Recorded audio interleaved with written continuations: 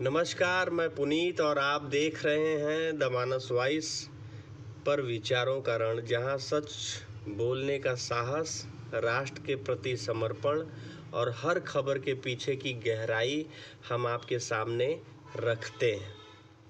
आज हम आपको उस साजिश के बारे में बताने जा रहे हैं जो अगर सफल हो जाती तो भारत ही नहीं पूरा विश्व हिल जाता। ये कोई सामान्य आतंकी षड्यंत्र नहीं था, यह भारत की अंतरात्मा पर हमला था। 11 नवंबर की सुबह गुजरात एटीएस ने एक ऐसी कामयाबी हासिल की जिसने न केवल लाखों भारतीयों की जान बचाई बल्कि देश के दुश्मनों के इरादों को भी चकनाचूर कर दिया।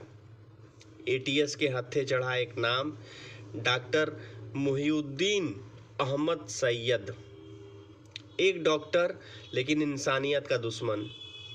उसने कैस्टर ऑयल से ऐसा रेजिन तैयार किया जो साइनाइड से भी 600 गुना ज़्यादा जहरीला बताया जा रहा है। न गंध है न स्वाद है, मतलब बिना किसी शक के यह जहर आम सब्जियों, फलों या मांस में इंजेक्ट किया जा सकता था। सोचिए, अगर ये प्लान सफल हो जाता तो देश में कितनी तबाही मचती। हजारों लोग कुछ ही घंटों में दम तोड़ देते और भारत पर वैश्विक स्तर पर एक दाग लग जाता। साथियों, गुजरात एटीएस के डिप्टी एसपी एसएल चौधरी को कुछ दिन पहले एक खुफिया इनपुट मिला था। देश में एक नया आतंकी मॉड्यूल सक्रिय हो रहा है जो बाहर से ऑपरेट किया जा रहा है। सुराग बेहद कमज़ोर था, जैसे भूसे में सुई ढूंढना हो। लेकिन गुजरात एटीएस ने हार नहीं मानी। लगातार निगरानी के बाद संदिग्ध व्यक्ति की पहचान हुई डॉक्टर मुहिउद्दीन अहमद सैयद के रूप में। उसकी लोकेशन आंध्र प्रदेश से लेकर गुजरात तक ट्रैक की गई और आखिरकार अहमदाबाद के पास अड़ालज टोल प्लाजा पर एटीएस ने उसकी गाड़ी को घेर लिया। गाड़ी से 3 पिस्टलें, 30 जिंदा कारतूस और 10 लीटर खतरनाक केमिकल बरामद हुआ।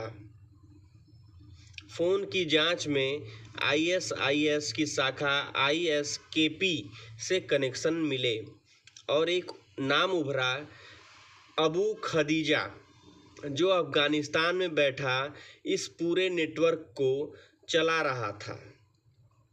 पूछताछ में सामने आया कि 2 और नाम इस साजिश से जुड़े थे, आज़ाद सैफी और मोहम्मद सुहेल। दोनों उत्तर प्रदेश के रहने वाले हैं। दोनों राजस्थान बॉर्डर के पास से गिरफ्तार किए गए हैं। जांच में पता चला है कि ये हथियार पाकिस्तान से ड्रोन के जरिए गिराए गए थे। राजस्थान के हनुमानगढ़ में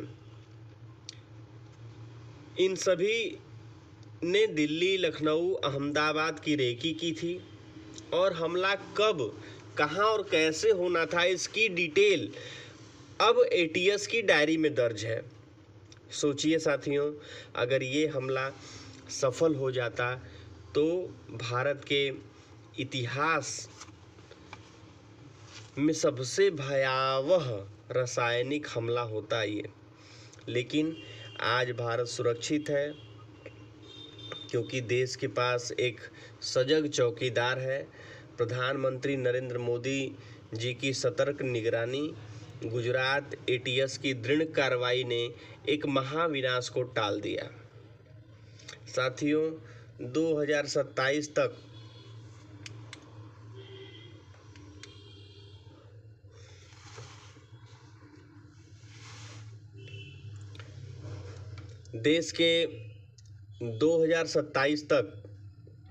देश के खिलाफ ऐसी साजिशें और भी सामने आ सकती हैं, क्योंकि जब भारत मजबूत होता है तो उसके दुश्मन बेचैन होते हैं। परंतु अब हमारा भारत अब वो भारत नहीं है जो 26/11 के समय था। आज हमारा भारत सजग भी है, संगठित भी है और तैयार भी है। हर उस चुनौती के लिए जो राष्ट्र की अखंडता को चोट पहुंचाने की साजिश रचते हैं। याद रखिए, देश पर वार सिर्फ गोलियों से नहीं होता, कभी वह जहर से होता है, कभी झूठ से होता है और कभी डर से होता है। पर जब तक हमारे पास सत्य, साहस और संस्कार है, भारत अजय रहेगा। जय हिंद।